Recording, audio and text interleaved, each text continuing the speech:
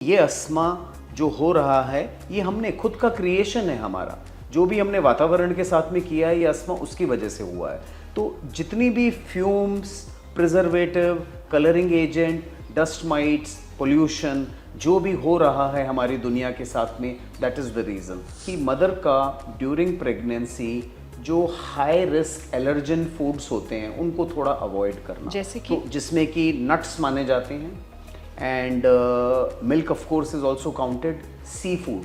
तो ये 3 category of food हैं जिससे कि एलर्जीज हो सकती है। अगर हमने बच्चों का इलाज अच्छी तरह से किया, प्रॉपर तरीके से किया, प्रॉपर थेरेपी दी, तो ये डेफिनेट है कि ये बच्चे इस डिजीज से फ्री हो जाएंगे।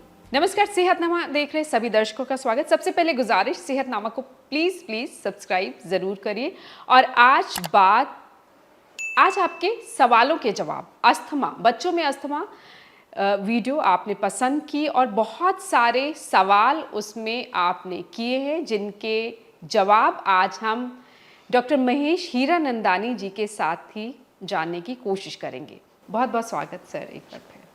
सो अस्थमा पे हमने पहले जो आपकी वीडियो थी वो बहुत पसंद की जा रही है और उसमें बहुत सारे सवाल आ रहे हैं और मुझे भी लगा कि ज़रूर इन सवालों के जवाब अब आप ही दे सकते हैं।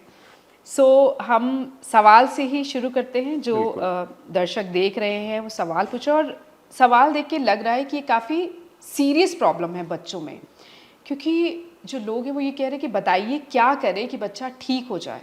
सो कुछ सवाल जो इसमें से मैंने देखे हैं, नेबुलाइज़र के बारे में शायद आपने बताया था, किसी ने पूछा है, चैताली हैं, कोई पूछ रही है कि nebuliser is safe for asthmatic child.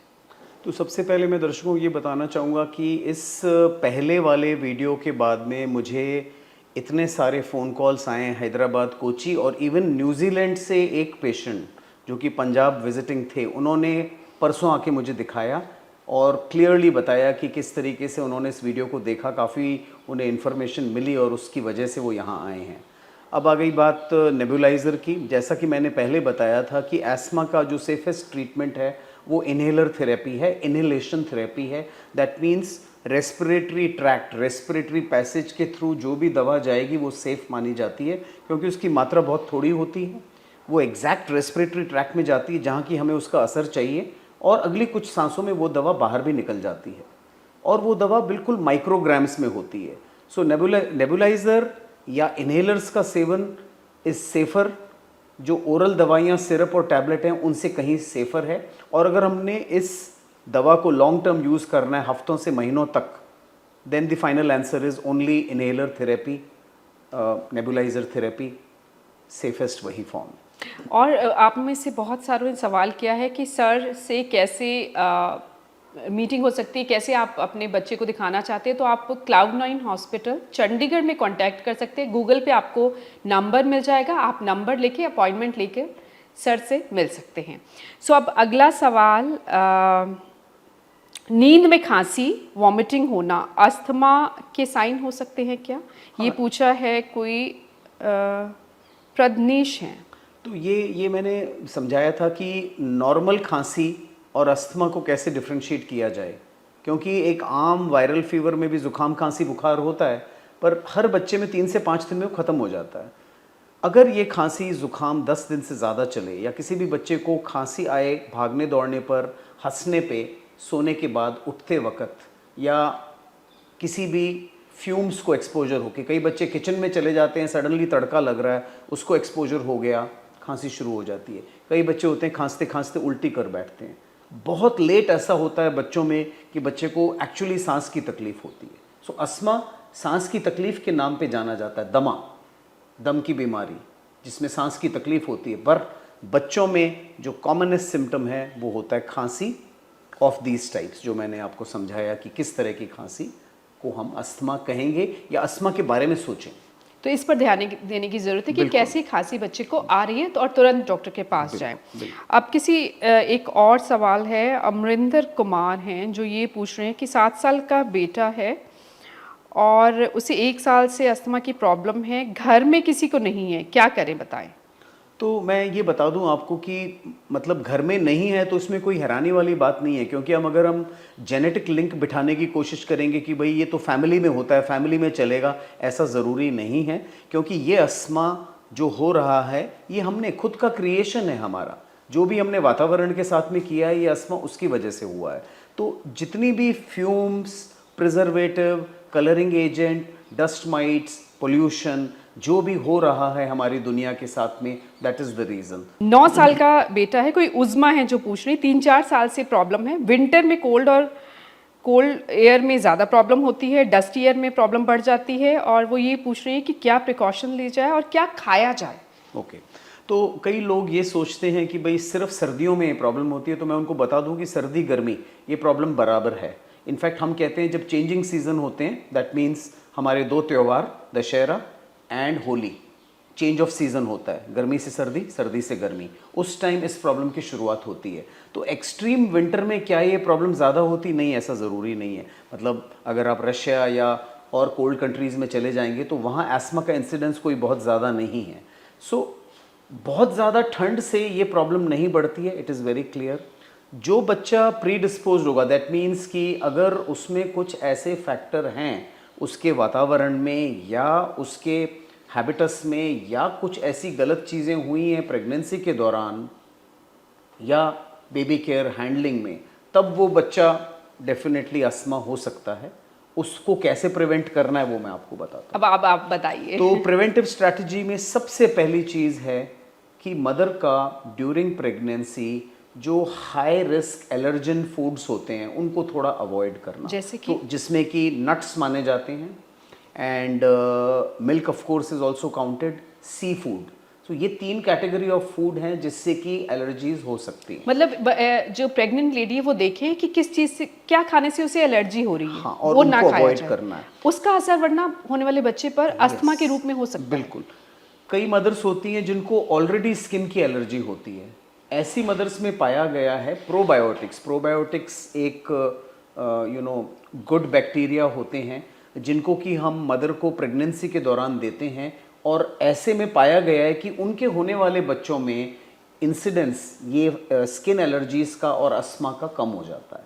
सो अगर हमें पता है कि माँ को स्किन एलर्जी है तो हम इन प्रोबायोटिक्स का, गुड बैक्टीरियाज का इस्तेमाल प्रेगनेंसी के दौरान कर सकते हैं। यस, जैसे दही एंड ऑफ कोर्स मेडिकल कई चीज़ें, ब्रांड्स अवेलेबल हैं जो इस्तेमाल होती हैं, स्पेसिफिक स्ट्रेन्स होते हैं जो इस्तेमाल होते हैं।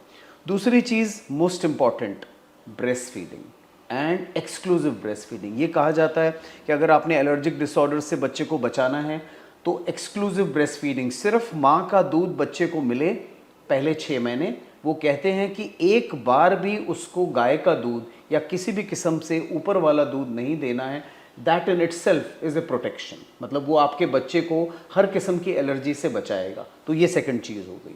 नंबर 3 चीज़ हो गई, वही सब खाने जो कि हम मदर को कह रहे थे ना देने को, उन खानों का इस्तेमाल हम बच्चों में भी ना करें। और दूसरी चीज़ उससे भी ज़्यादा ज़रूरी है कि भारत में प्रथा है कि हर न्यूबॉर्न बेबी को घी, मलाई, दूध से मसाज की जाती है। कोई भी ऐसी चीज़ जिसमें प्रोटीन है अगर किसी न्यूबॉर्न बेबी के बच्चे के स्किन पे लगाई जाएगी, उस बच्चे को उस चीज़ से एलर्जी होने का खतरा रहेगा।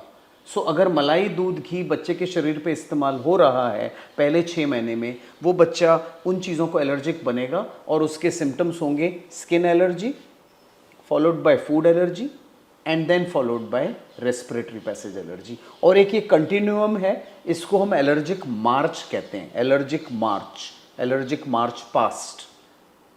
स्टैब्लिश साइंटिफिक प्रॉब्लम है। तो ये हो गया अवॉइडेंस ऑफ एलर्जेनिक फूड बच्चों के अंदर। सो गाय का दूध माना जाता है सबसे स्ट्रॉन्गेस्ट एलर्जन है, और इसीलिए माँ के दूध पे इतना ज़्यादा एम्फेसिस है by every government, every doctor. ये सब चीज़ें। अब रह गया जैसे ही बच्चा बड़ा होता है, जब वो खाना पीना शुरू करता है, तो भी हम 6 महीने से 12 महीने की उम्र पर हाईली एलर्जेनिक फूड जिनमें कि नट्स और सी फूड, उनको स्ट्रिक्टली अवॉइड करेंगे आगे एलर्जी रोकने के लिए। सो दीज आर द कुछ स्ट्रैटेजीज़ हैं। प्लस इसके अलावा जो एक्सटर्नल एलर्जन है जिनसे ये हो सकता है, उसमें कि इंसेक्ट, डस्ट माइट, घर में पेट्स का होना, घर में इंडोर प्लांट्स का होना, घर में बहुत ज़्यादा स्मोकी एनवायरनमेंट होना, कंस्ट्रक्शन की कोई रिलेटेड एक्टिविटी है, ये सब कुछ चीज़ें हैं जो हमें अवॉइड करनी है बच्चे का एक्सपोजर इन चीज़ों को। यानी कि एक मदर जो माँ बनने वाली है लेडी, वो भी ध्यान रखे, और उसके बाद जब बच्चा पैदा होता है तो भी ध्यान रखिए, तो आप बच्चे को अस्थमा से बिल्कुल बचा सकते हो। एक अब सवाल तो ये हो गया, अब डॉक्टर्स क्या गलती करते हैं और पेशेंट्स क्या गलती करते हैं अस्थमा में? बिल्कुल, क्योंकि मैं 1990 से बच्चों को देख रहा हूँ और 1990 से लेके अब तक हर जगह पे हमें रेजिस्टेंस मिलता है कि इनहेलर थेरेपी ख़राब है, ये जो रेस्पिरेटरी थेरेपी है ये ख़राब है, इसके साइड इफ़ेक्ट्स होते हैं, जबकि सारी दुनिया में प्रूव हो चुका है by all scientific bodies, researchers, scientist, doctors कि ये सबसे सेफेस्ट फॉर्म ऑफ थेरेपी है।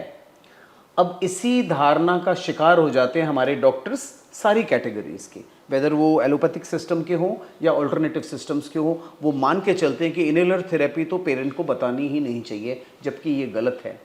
अगर कोई दवा सबसे ज़्यादा सेफ, सबसे ज़्यादा इफ़ेक्टिव है तो वो दवा क्यों ना बताई जाए, क्यों एक गलत धारणा रखी जाए कि सिरप्स और टैबलेट सेफ़ हैं। ये प्रूव हो चुका है, सिरप्स और टैबलेट अस्थमा के same name, same compound, same company, अगर हम उस फॉर्म में यूज़ कर रहे हैं 10 से 15 गुना ज़्यादा दवाई बच्चे के शरीर में जा रही है। नेबुलाइजर से, टैबलेट्स एंड सिरप नेबुलाइजर और इनहेलर से 10 से 15 गुना ज़्यादा मात्रा में जाता है।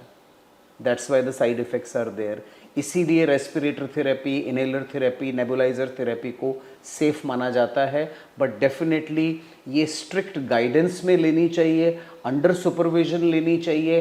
कब रोकना है, कब बढ़ाना है, कब घटाना है, ये डॉक्टर के ऊपर ही छोड़ा जाए और टाइम टू टाइम डॉक्टर को दिखाया जाए। मैं आपको कई पेशेंट्स बता देता हूँ जो कि मुझे साल में एक बार दिखाते हैं और वो पूरा साल ठीक रहते हैं। मैं उनको कहता हूँ मेरे पास आने की ज़रूरत भी नहीं है, अगर आप आइडेंटिफाई करते हैं आपके क्या सिम्टम है, अगर आपकी लो डोज दवा चल रही है इसको लेते रहें, आप साल में अगर एक बार दिखाएंगे तो भी काफ़ी।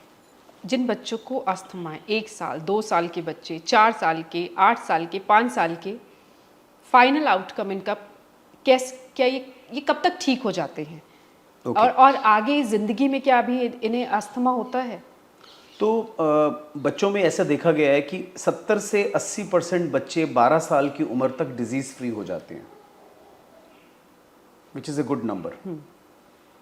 अगर हमने बच्चों का इलाज अच्छी तरह से किया, प्रॉपर तरीके से किया, प्रॉपर थेरेपी दी, तो ये डेफिनेट है कि ये बच्चे इस डिज़ीज़ से फ्री हो जाएंगे।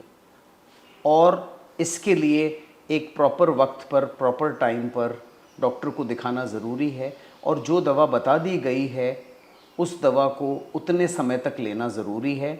मान के चलिए एस्मा एक सिंगल एपिसोड डिसऑर्डर नहीं है।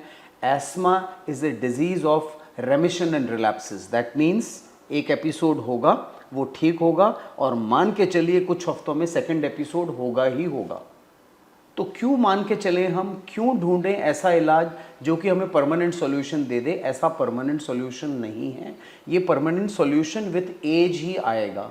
तो एटलीस्ट जब तक बच्चा इस प्रॉब्लम से जूझ रहा है, हम उसको क्यों ना प्रॉपर ट्रीट करें, और उसी में उम्मीद है कि ये बच्चा हमारा डिजीज़ फ्री हो जाएगा 12 साल की उम्र तक। सारे पेरेंट्स को मेरी यही गुजारिश है, एक प्रॉपर समय पे प्रॉपर ट्रीटमेंट प्रॉपर वक्त तक जारी रखें एंड अपने डॉक्टर्स के साथ फॉलो अप रखें, और ये समझ लें कि कोई भी ऐसी दवा इस दुनिया में किसी भी सिस्टम ऑफ मेडिसिन की नहीं है जो कि आपके बच्चे की बीमारी को जड़ से निकाल दे। ये वक्त के साथ ही जैसे जैसे बच्चा मैच्योर होगा, उसका इम्यून सिस्टम मैच्योर होगा, अपने आप ये प्रॉब्लम सेटल हो जाती है 70 से 80% बच्चों। बिल्कुल। और बच्चा खांसता है और अस्थमा में सांस एक तरह से रुकने लगती है, तो जाहिर तौर पर माँ बाप की भी सांस रुकती है। बिल्कुल सही बात। इसीलिए इतने सारे सवाल हैं। एक और सवाल रह गया था, मैं वो भी पूछ लेती हूँ। इस अस्थमा वाले एपिसोड में बहुत सारे लोग जो 45 साल के हैं, 30 साल के, 35 साल के, वो भी सवाल पूछ रहे हैं। तो बच्चों और बड़ों का अस्थमा क्या अलग होता है? या कुछ हद तक तो फ़र्क होता है दोनों में।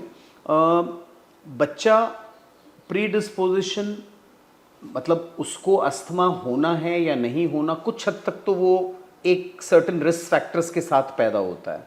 बाकी रही सही कसर, अगर उस बच्चे को माँ का दूध ना मिले, अर्ली एलर्जन एक्सपोजर हो जाए, अर्ली स्किन को एक्सपोज हो जाए, उन सब चीज़ों को तो होगा। बट एटलीस्ट सबसे अच्छी बात है कि 60 से 70% बच्चों का अस्थमा 12 साल तक ठीक हो जाएगा। बाकी रह गई एडल्टहुड अस्थमा।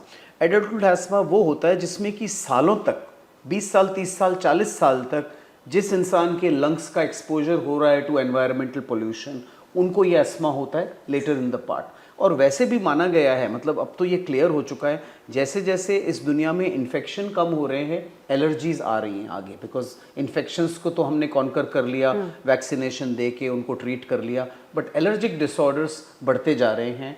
जैसे जैसे हमारा एक्सपोजर कलरिंग एजेंट, प्रिजर्वेटिव्स को, एनवायरमेंटल पोल्यूटेंट्स को हो रहा है, तो एस्मा तो बढ़ना ही बढ़ना है। ये एक डिफरेंट डिजीज़ है, इसकी टैकलिंग बिल्कुल अलग है, एंड कई बार ये मर्ज हो जाती है क्रॉनिक ऑब्स्ट्रक्टिव पल्मोनरी डिजीज़ में, जिसको हम COPD कहते हैं। COPD is a permanent lung damage, whereas childhood asthma is not permanent, it is a transient disease. Treat करिए, बच्चे को फ्रीडम मिल जाएगा।